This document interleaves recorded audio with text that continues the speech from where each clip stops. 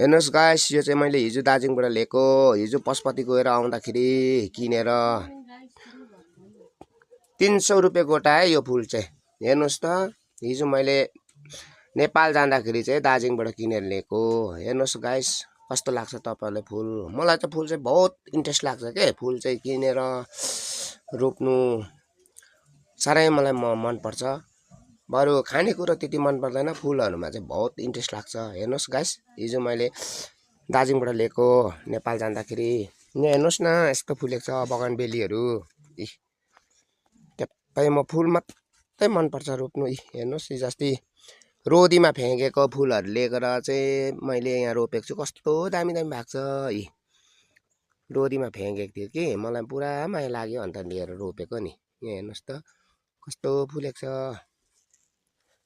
ट्याप्पै टमाटर हेर्नुहोस्, टमाटर झन् ट्याम्मै फलेको छ। एउटै बोटमा अस्ति 10 किलो जस्तो टिप्यौँ र पनि अहिले पनि ट्याप्पै छ।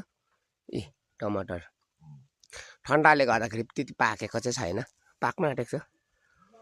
तपाईले हेर्न सक्नुहुन्छ।